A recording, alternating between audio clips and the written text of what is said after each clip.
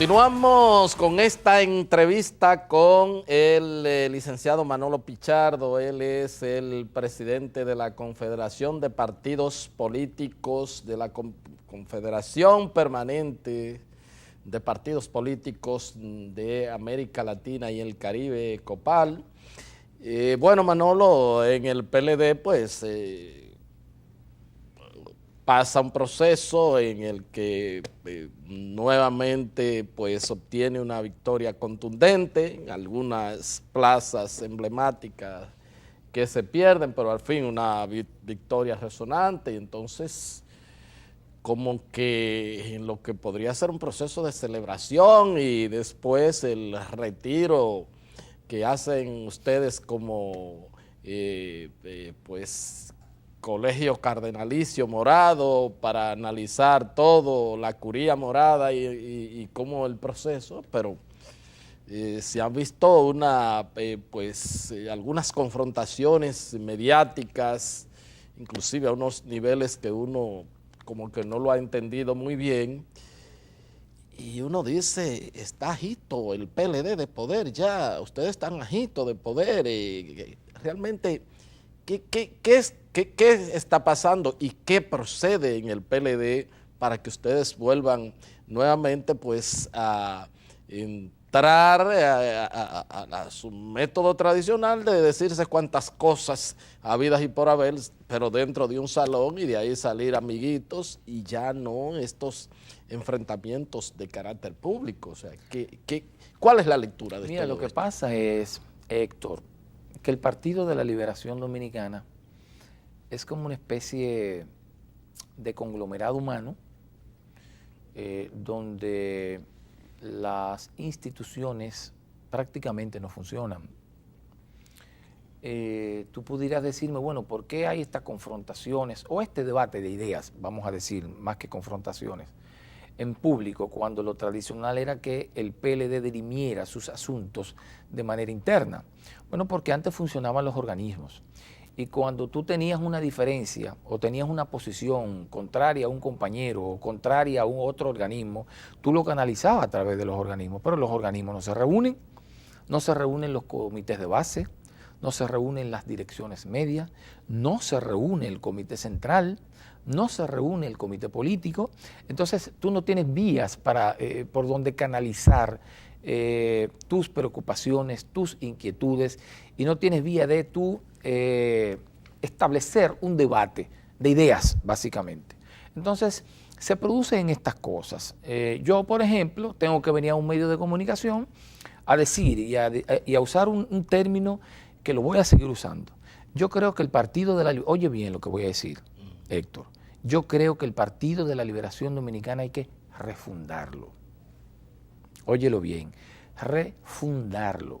Porque el Partido de la Liberación Dominicana ha venido un proceso de desmonte de todos tus organismos. Pero ha habido un proceso de desmonte también de sus ideas. El partido no tiene una orientación ideológica, el partido no tiene organismos que funcionen. Entonces, como te decía hace un momentito, somos un conglomerado de gente que nos queremos, que somos como hermanos y que estamos ahí, y que cada cierto tiempo nosotros nos articulamos para participar en un proceso electoral. Pero en el Partido de la Liberación Dominicana... Es una gran maquinaria electoral. Y es una gran maquinaria electoral, pero eso es peligroso también. Porque cuando tú no tienes formación, cuando tú no tienes orientación ideológica, entonces los pies como que se te van poniendo de barro.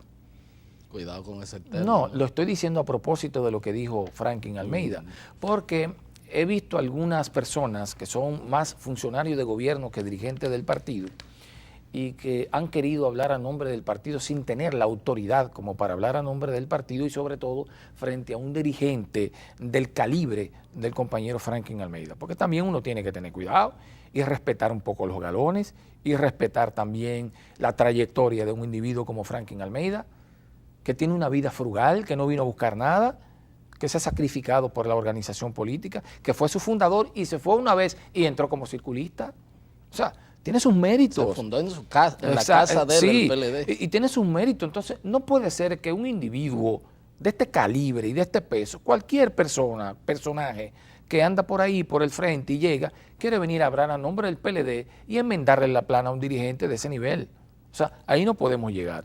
Yo en ese caso me pongo del lado del compañero. Y yo ahí me pongo del lado de Franklin. Ahora bien, han tratado de decir que lo que hay es un tema de grupos y de cosas. El problema del PLD no es un problema de grupo. No es de Leonel ni de Danilo Medina. No. El problema del Partido de la Liberación y sus pies de barro están en esto, en que hemos desmontado la estructura del partido, en que no formamos a los militantes, ¿verdad? En que hemos abandonado los métodos de trabajo, en que hemos abandonado la unificación de criterio y entonces hemos dejado de ser lo que fuimos. Ya no sabemos lo que somos, no sabemos hacia dónde vamos como organización política. No tenemos posiciones en torno a todos los temas internacionales, no tenemos posiciones unificadas en torno a los temas económicos, no tenemos posiciones unificadas en torno a los temas sociales, en torno a los temas políticos. Es como una especie de Babel. Uno dice una cosa, el otro dice una cosa, el otro tiene una visión, el otro tiene otra. Entonces, hemos desmontado la estructura del PLD y hemos desmontado la organización como tal. Y por eso insisto y digo esta palabra, hay que abocarse a la refundación del Partido de la Liberación Dominicana. Y lo que se está dando y los pronunciamientos de Franklin no tiene que ver con un problema de grupo, porque los temas de grupo pudieran ser coyunturales. ¿Tú entiendes? Y pasa, el partido es permanente y tenemos que poner la atención es al funcionamiento permanente de la organización. Pero para que el Partido de la Liberación Dominicana funcione de manera permanente y como funcionó desde su fundación, nosotros tenemos que retomar ciertas cosas, nosotros tenemos que retomar la unificación de criterios, nosotros tenemos que formar a la gente, porque todo el mundo no puede estar pensando lo que le da la gana y contradiciéndose todo el mundo. Así no puede ser. ¿Y no será un asunto de que el ejercicio del poder se le ha olvidado un poco, qué sé yo, todas esas formaciones, la vuelta, como tú dices, al partido, y que solamente el partido funcione en la etapa de los procesos electorales? ¿No será eso? O sea, yo creo que tiene mucho que ver, pero mira qué pasa, Héctor. Acuérdate que muchos dicen un partido que es un partido Estado. Sí, bueno, sí, es un partido Estado, es un partido de gobierno y están prácticamente todos sus dirigentes, bueno, una gran parte de sus dirigentes máximos, Hay otros que no, la gran mayoría está fuera, en la banca. Pero como diría un amigo mío, la Fuerza Aérea. Sí, pero lo que te quiero decir, mira, antes celebrábamos elecciones cada 2 años y se alegaba que los partidos, en mi partido se alegaba que no había tiempo como para montar congresos reales donde se discutieran los temas de política nacional, de política internacional, de los temas económicos. No había tiempo porque salíamos de un proceso electoral y nos montábamos inmediatamente en el otro, porque era cada 2 años. Bueno, reformada la Constitución, pensábamos que íbamos a tener espacio, ¿verdad?, para volver al partido y empezar a revisar a nuestra organización política, hacerla más funcional. Pero ocurre que no pasó así, porque inmediatamente se reforma la Constitución, llegaron las aspiraciones. Y nos pasamos 4 años en campaña electoral. Entonces, hicieron un congreso y... No hicimos congreso. Bueno, no hace mucho que no hacemos congreso. Bueno, el congreso... Una caricatura. Donde se aprobaron los 15 puntos. Pero bueno, en eso sí, en el tema de donde la primera vez que desde hace mucho que nos abocamos a discutir cosas fue esa. Pero ¿qué ocurre? Se quedaron ahí. Se quedaron ahí. Y en lo que tiene que ver con la renovación es una caricatura. En lo que tiene que ver con las discusiones de temas fue productivo. Ahí fue productivo, porque están ahí los temas, pero se han olvidado. Ahora, en lo que tiene que ver con la renovación del partido, eso fue caricatura pura. Caricatura pura. Entonces, yo pienso que el tema es ese, el tema es que tenemos que pensar con seriedad en retomar el partido. Yo sé que nos ha afectado el tema de tener tanto tiempo en el gobierno, pero yo pienso que ya tenemos espacio suficiente. Acabamos de salir de una elección, tenemos 4 años para pensar en el PLD, para refundar el PLD. Vamos a tener un congreso en 2020, después que pasen las elecciones. Entonces, desde ahora, todas esas cosas que se aprobaron, vamos a ir viéndolas, vamos a ir aplicándolas, para que cuando llegue el proceso de Congreso en el 2020, nos propongamos la refundación de nuestra organización, volver a los orígenes, sin que seamos un partido como en 1973, porque la sociedad ha cambiado, Claro. ¿no? La sociedad local y la sociedad global ha cambiado, y nosotros tenemos que, sin abandonar los principios, hacer los cambios, ¿no?, que amerita la sociedad global. Ya no es Y posible en en eso los debemos círculos de abocarnos. estudios. No, pero tenemos otras formas de nosotros educar. Tenemos otras formas para educar a nuestra militancia y tenemos que ponerla en funcionamiento, tenemos que ponerla en marcha. ¿Cómo no? Volviendo ya siguiendo en la parte política y lo que tiene que ver entonces con y lo que acaba de suceder en esta campaña electoral, el propio Procurador General de la República ha dicho que personas vinculadas al crimen organizado candidatos recibieron recursos del narco y de hecho personas con condenas por haber estado involucrado en ese criminal negocio, pues se resultaron electos.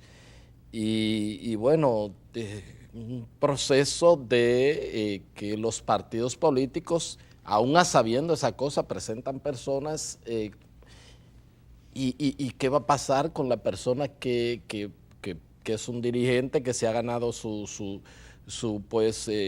un reconocimiento de sus compañeros en base al trabajo, en base a su trabajo comunitario político y que no tenga la plata para poder competir a un puesto en los partidos y a un cargo electivo en el Estado. Entonces, porque ya hemos visto que una persona llega con mucha plata y puede resultar lo que sea.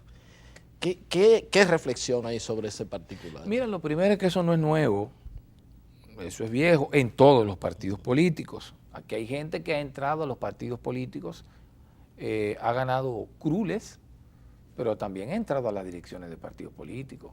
Y todo el mundo sabe los orígenes de su fortuna, que la han ido lavando y la han ido camuflando, ¿verdad? En negocios, por ahí, ¿no? Algunos lo han lavado y lo han camuflado con bancas, otros lo camuflan con cosas de venta de vehículos. Tú sabes cómo es que lo hacen.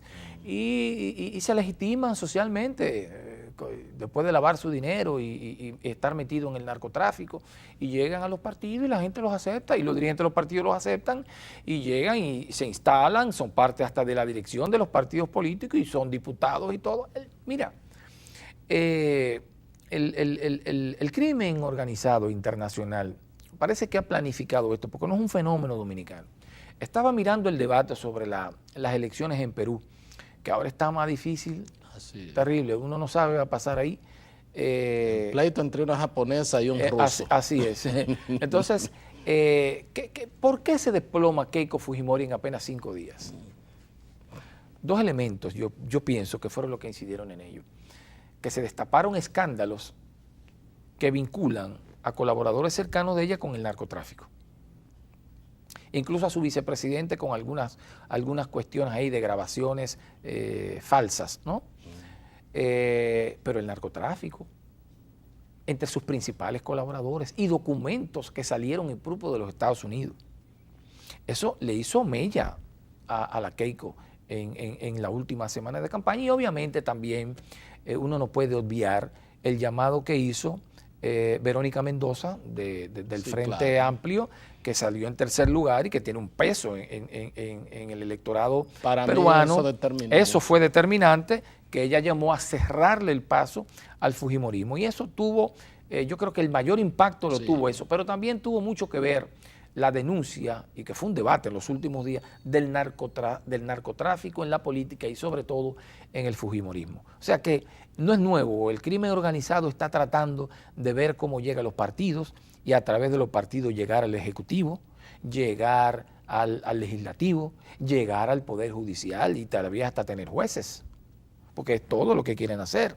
Porque tienen abogados y tienen cuerpos de abogados que lo defiendan. Y yo decía el otro día, quizás hasta tengan un presidente de una Junta Central Electoral en algún momento determinado, porque es que van penetrando y penetrando ante la mirada de todo el mundo, la mirada indiferente. Y no se dan cuenta cómo es que se camuflan y cómo lavan su dinero y cómo se legitiman y cómo ponen negocios. Y todo el mundo no sabe qué es lo que son. Aunque hagan negocios y aunque pongan negocios que aparezcan legítimos, todo el mundo sabe lo que son. ¿Había necesidad del que el procurador lo dijera? Por favor, Hace mucho tiempo que estamos viviendo eso. Yo lo que creo es que los partidos políticos, el tema es que no le estamos poniendo atención a los partidos. Y eso es lo que decíamos del PLD, y es el tema de los pies de barro. Tú tienes una organización que es una maquinaria electoral, pero si tú tienes tipos que no los forma, que no los instruye, que no tiene instituciones que funcionen internamente, entonces en cualquier momento eso se puede quebrar, en cualquier momento, porque tú estás cimentándolo sobre la base de una zapata muy floja.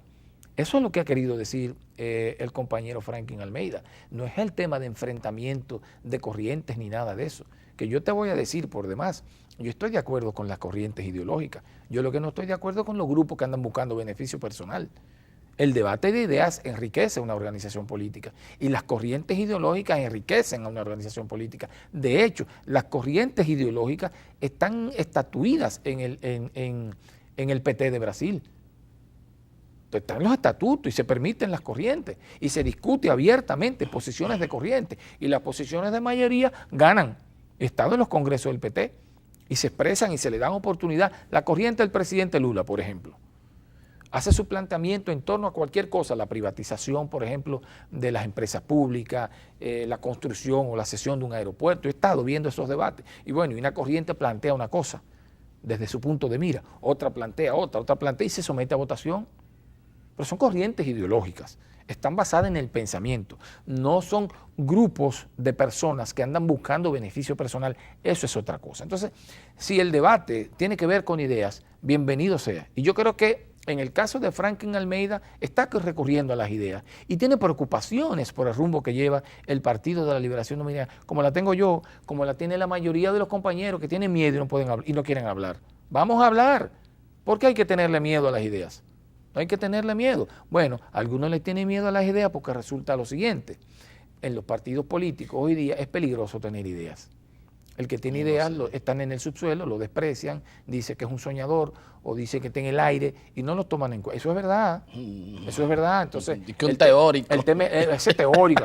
Entonces, el tema es el pragmático, el que me puede funcionar, el que me puede buscar el voto. No importa que sea de lo que hablamos ahorita, del tipo que anda por ahí con dineros que nadie sabe de. No, tráemelo, ven, porque ese es mi aporte y me ayuda a ganar, ¿entiendes? Y ayuda a sacar votos. Entonces, ese es el tema.